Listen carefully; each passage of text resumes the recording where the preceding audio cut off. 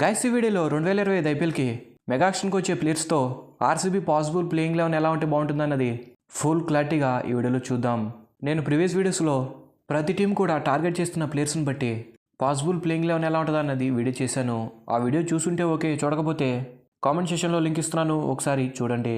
అయితే మరి ఇప్పుడు ఈ వీడియోలో ఆర్సీబీ 2025 ఐపీఎల్కి ఏ ప్లేయింగ్ లెవెన్తో వస్తే కప్పు కొట్టడానికి అవకాశం ఉంటుందన్నది నా ఒపీనియన్ ఈ వీడియోలో చెప్తాను.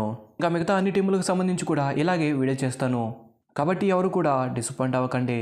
ఆల్మోస్ట్ పక్కగా అన్ని టీములకు సంబంధించి వీడియో చేస్తాను. ఇంకా ఫస్ట్ ఆఫ్ ఆల్ ఐపీఎల్లో మీ ఫేవరెట్ టీం ఏదన్నది కామెంట్ సెక్షన్లో కామెంట్ చేసి తెలపండి. ఆర్సీబీ 2025 ఐపీఎల్కి ఛాంపియన్స్ కావాలి అంటే మరి ఏ ప్లేయింగ్ లెవెన్తో వస్తే బాగుంటుంది? అసలు ఫస్ట్ ఆఫ్ ఆల్ మెగా యాక్షన్లో ఎలాంటి ప్లేయర్స్ని కొనాలి? ఖచ్చితంగా ఐపీఎల్లో ఒక టీం సక్సెస్ అవుతుంది అంటే ఆ టీంలో ఇండియన్ కోరు బాగుండాలి.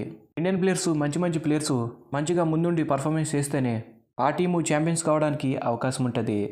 ఎగ్జాంపుల్గా మనం లాస్ట్ ఇయర్ చూసుకుంటే కేకేఆర్ టీంలో ఇండియన్ ప్లేయర్స్ సూపర్ ప్లేయర్స్ ఉంటారు. శ్రేయస్ అయ్యర్, వెంకటేష్ అయ్యర్, వరుణ్ చక్రవర్తి, రింకు సింగ్, హర్షిత్ రాణా, ఇంకా బెంచ్ మీద కూడా చాలా మంచి ప్లేయర్స్ ఉన్నారు.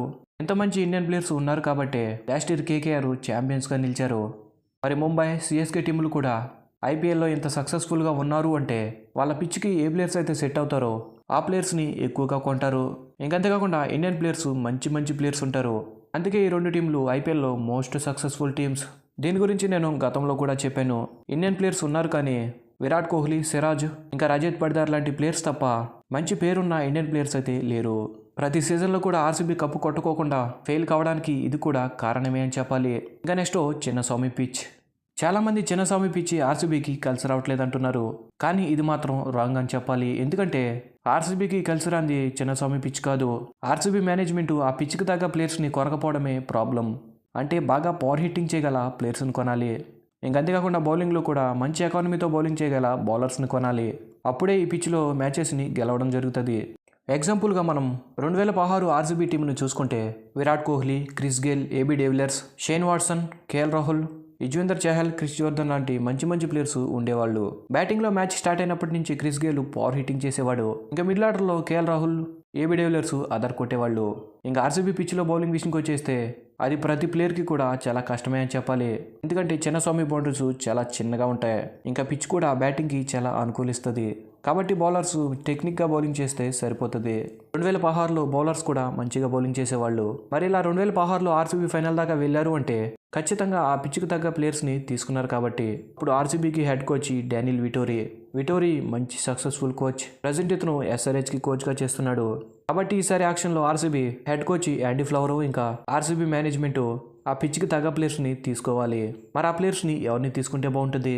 మనం ఇందాక మాట్లాడుకున్నట్లుగా బౌలర్స్కి పెద్ద అమౌంట్ పెట్టకోకుండా అంటే యావరేజ్ బౌలర్స్ని తీసుకుని బ్యాటింగ్లో మాత్రం సూపర్గా ఉండాలి. అలా నేను ఒక ఆర్సీబీ పాసిబుల్ ప్లేయింగ్ లెవెన్ అయితే సెట్ చేశాను. ఆ ప్లేయింగ్ లెవెన్లో ఇండియన్ ప్లేయర్స్ని ఎక్కువగా పెట్టాను. నెంబర్ 1 విరాట్ కోహ్లీ, ఇంకా అతనితో ఇంకో ఓపెనర్ ఇషాన్ కిషన్. నెంబర్ 3లో KL Rahul. Number 4 Will Jacks. Number 5 Rajat Patidar. Number 6 Rishabh Pant. Number 7 David Miller. Number 8 Yuzvendra Chahal. Number 9 Yash Dayal. Number 10 Hazlewood. Number 11 Nathan Ellis. ఇంకా ఇంపాక్ట్ ప్లేయర్గా ఆకాశ్దీప్.